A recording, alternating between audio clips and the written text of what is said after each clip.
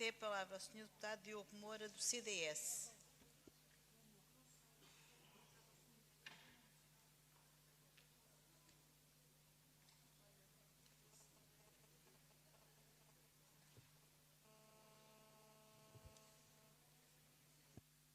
Muito obrigado, Sr. Presidente, Sras. Secretárias, caro Presidente em exercício, caros vereadores, caros deputados, caro público. Gostaria de começar, obviamente, por me associar ao voto de saudação apresentado pelo PS, relativo aos resultados alcançados pelos atletas portugueses no Campeonato Europeu, que decorreu este fim de semana em Belgrado.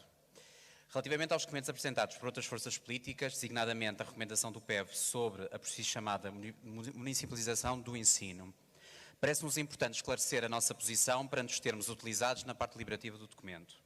Devo dizer que, acima de valorizar a defesa de uma escola pública gratuita, o CDS pugna por valorizar uma boa escola, uma escola de qualidade, assente em projetos educativos e pedagógicos que vão ao encontro das necessidades e carências da comunidade escolar. Quanto à proposta de rejeição da municipalização do ensino e do amputamento da autonomia das escolas, é importante relembrar que o Governo lançou uma experiência piloto de descentralização para municípios, o que é bem diferente do que se entende por municipalização, que inclui a educação. Logo, não estando terminado este processo, parece-nos prematuro avançar com rejeições, sejam de que matéria for neste âmbito, sem que se avaliem os resultados dessa experiência piloto. Ainda no âmbito dessa avaliação, é essencial aferir que ganhos têm as comunidades com as competências a descentralizar, bem como que estas ganham com a autonomia numa perspectiva pedagógica. Tendo o anterior Governo iniciado este processo, que agora poderá ser afinado, o CDS entende que, não havendo dados concretos sobre esta avaliação, esta proposta de posição é precipitada, pelo que votaremos contra o ponto 3. Quanto às recomendações apresentadas pelo CDS, apresentamos hoje duas, uma sobre mobilidade e uma outra sobre a segurança de pessoas e bens.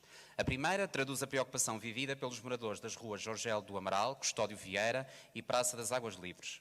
Falamos de arruamentos em que a procura de estacionamento, face à proximidade de centros de serviços, ginásio e do Centro Comercial das Amoreiras, tem impossibilitado o regular funcionamento de residentes e o estacionamento ilegal fora das marcações e em cima do passeio. Tal situação dificulta a circulação viária e o livre acesso de peões aos passeios. Aqui acresce o perigo iminente pela fraca visibilidade criada aos condutores.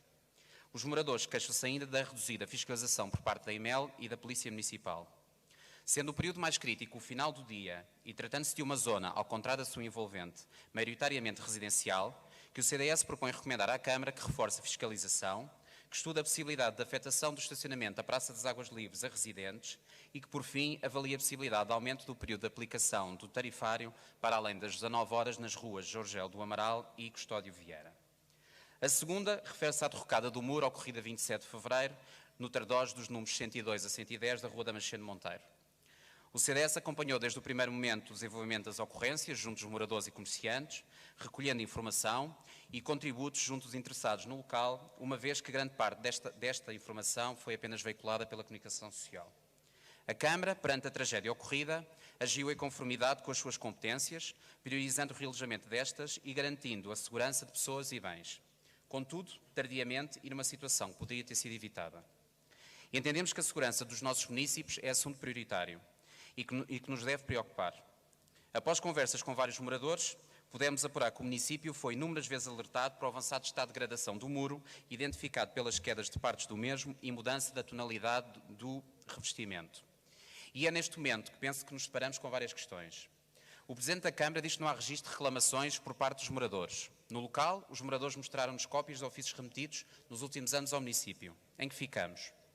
Órgãos de comunicação social referem a existência de uma monitorização do muro. Ora, se tal é verdade, como é que não foi detectado o perigo iminente que o muro apresentava?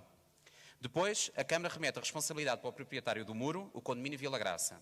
A verdade é que, segundo os moradores, a construção do condomínio, licenciado pela Câmara, acarretando um aumento de carga com o volume edificado, não foi acompanhado de uma consolidação e reforço do muro existente. Face às queixas apresentadas durante anos, importa aferir se o município cumpriu com as suas competências, intimar o proprietário a intervencionar o muro ou, em sua substituição, tomar posse administrativa do mesmo. Já acabou o seu tempo. Vou já terminar, Sr. Presidente. 15 segundos para terminar, ou há ali sinal que estão a ceder o tempo? Muito bem. Cedências do MPT e do PSD. Da Cedência Democrática. Muito obrigado. Face às queixas apresentadas durante anos, importa aferir se o município cumpriu com as suas competências, intimar o proprietário a intervencionar o muro ou, em sua substituição, tomar a posse administrativa do mesmo, colocando em primeiro lugar a segurança das pessoas. Mas há mais responsabilidades que a Câmara tem nesta matéria. A Câmara, sendo responsável por todo o território, numa cidade com 7 colinas e pelo menos o dobro de escarpas, tem competências diretas na sua estabilidade, solidez e resistência, bem como no planeamento e gestão urbanística, e isto é independente da propriedade ser privada ou pública dos respectivos terrenos confinantes. Tanto assim é, a mero título de exemplo, veja-se a deliberação número 763 de 2011, o PIPARU, que inclui intervenções em muros, taludes e vedações também de propriedade privada. Nessa listagem, o muro da Damasceno Monteiro não está incluído, mas há um dado que importa reter. A Câmara tinha em vigor um contrato de monitorização constante de certas muralhas e escarpas, inclusivamente com sondas integradas, como era o caso da muralha do Mirador de São Pedro de Alcântara, e é preciso saber se esse contrato ainda está em vigor. Era uma informação que a Câmara nos podia dar.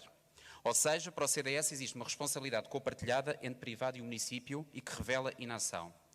No meio de vários dados, alguns contraditórios, o que importa é apurar de forma clara e manifestando já agora solidariedade para com os moradores afetados, que o CDS propõe que seja facultada toda a documentação relativa a este processo, desde o encaminhamento ou não dado aos avisos dos moradores, à monitorização dos terrenos até aos procedimentos para a conservação do muro. Nesse sentido, e após envio de toda a documentação considerada pertinente, propomos à Assembleia que a terceira Comissão acompanhe o desenvolvimento do processo e tome as devidas diligências. Estamos perante uma situação que poderia ter sido evitada. A segurança da cidade e de Canela vive e trabalha deveria ser uma das prioridades do município. Quanto à recomendação do PS sobre esta matéria que foi-nos entregue há minutos, ela não colide com a nossa e, portanto, obviamente, iremos votar a favor, até porque vem reforçar esta necessidade de apurar responsabilidades. Muito obrigado.